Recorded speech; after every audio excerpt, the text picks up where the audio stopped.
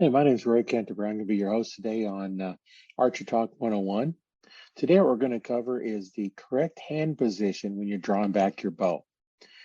Now, you'll be able to go out to the website for Facebook group Archer Talk 101, and you'll be able to actually see some videos. But I'm going to try and describe this, since how this is just audio.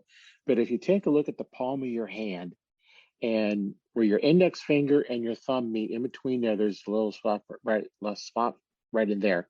And then if you go down your hand down to the palm, you're going to see in between your little finger and your thumb, there's a little spot between there where there's no muscle.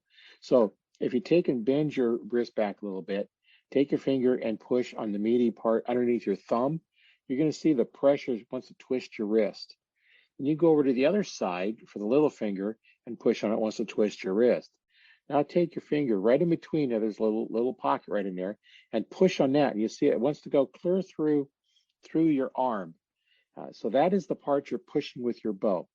Now the correct position when you're holding the bow is the bow is going to run between your index finger and your thumb down to that spot we just explained in between the meaty part where the thumb and the little finger meet down at the wrist. So that's where you're going to grip that bow. Now, as you get ready to draw the bow, you don't want to be changing your hand position. So I like to take and open my hand up a little bit, put it up as high on the riser where the spot is that you're going to be gripping, wherever that is, and then let your hand relax and let your wrist drop down until you feel that pressure at that lower part that we just explained, as that's the pushing point. Now, as you put pressure on the bow and start pulling back, you're going to be pushing with that part of your hand, push it forward as you're drawing back your other hand. Now, that's the proper way that you're going to take a look at this. And when you do that, you're going to have the best position to put power into your bow and go straight to them. Now, once you get the full draw, you're actually going to, with your hand in that position, as you've got it stretched out, your hand is going to be relaxed, and your thumb and index finger are going to be pointing towards your target. So you want to project to the target once you have that out. Now, you don't want to be gripping the bow. You're going to just let your hand just completely relax. Now, if you take your hand, drop it down at your side, just relax your hand is nice and relaxed. And if you look at the hand position, that's how your hand should be when you're holding the bow. If you start pushing your fingers back on side of the riser, now you're putting pressure. So just take and curl your fingers in until your fingers touch. Now, if you put your finger in that spot where you're supposed to be pushing from, you start tightening it up, and you can feel all the muscles, the tendons and everything tightening up in your hand as you curl those fingers back. And you can see it puts pressure in different spots of the hand. You want to be completely relaxed. And at the end of your shot process, your hand should go towards the target. You don't want to have your arm completely locked out as you're at full draw, because now that allows your hand to move around.